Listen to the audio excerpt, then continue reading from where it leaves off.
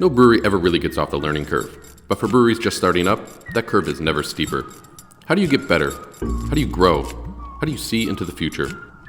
Each year, the Craft Brewer Alliance helps select 2 promising breweries on the verge of something great, and brings them to Widmer Brothers in Portland, Oregon, to work together and learn from each other over the course of a few intense days. And now Brewbound, together with Good Beer Hunting, is going to share the story of what it's like for these upstart brewers to jump into the deep end of the craft beer business. This is Learning Curve. We're brewing a double IPA. Going to try and make it about 10%. Okay, what's going to be we're going to use for base malt? We use raw 2-row. Raw 2-row. Okay, Yeah, very good. that's our common malt. That's what we use most of the time. Standard or pale? The standard, yeah.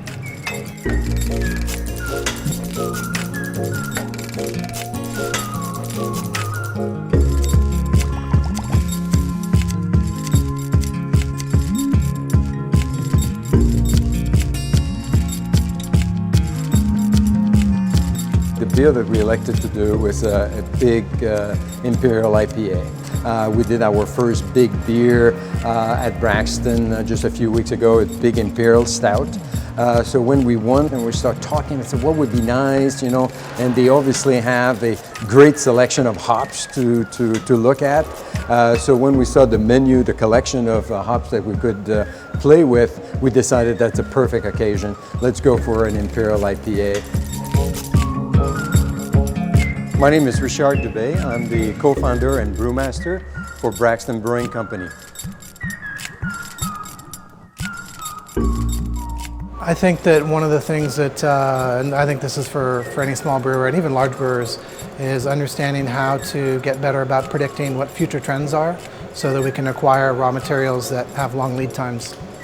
The popularity of the beer styles in general right now are very hoppy beers, so there's a heavy pressure on the hop supply in general.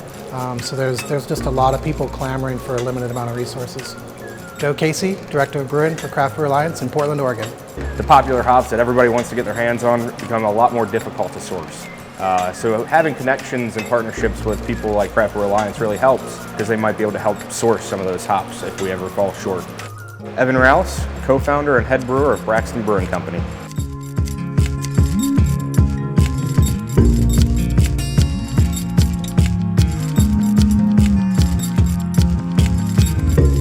The goal of our taste panel is mainly to provide a go, no-go decision for every product.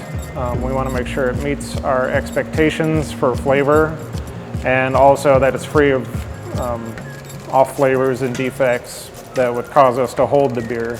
Jamie Demerit, I'm the Quality Assurance Manager here at Craft Brew Alliance in Portland. The challenges, even with us, and we're 1/10th of the size of what, 100th of the size of what Craft Brewers Alliance does, the challenges at its core are still the same. So for us to be able to have conversations about how do you source the right hop? How do you make sure that you're, keeping up with raw materials inventory to keep distributor partners happy and wholesalers? It's a lot of the same, which has been really great because the conversations we can have are, infinitely helpful to our business, right? They're infinitely helpful for us to be able to scale quickly, and then ultimately to be able to stay in touch with these guys as we grow is just, it's incredible. I think that it's been one of the biggest things that's in our brief history of a company that's really helped us. So in just 3 days, right? So we're super excited about where we go from here. Jacob Rouse, co-founder and CEO of Braxton Brewing Company. I think what I like most about working on the Startup Brewery Challenge is just a chance to work with small brewers whose eyes get so big they walk into the brewery and they're like, oh my God, this is what could be, or maybe that's not even what they want to do, but they're still really enthusiastic about gaining so much knowledge from brewers who have been around for a really long time.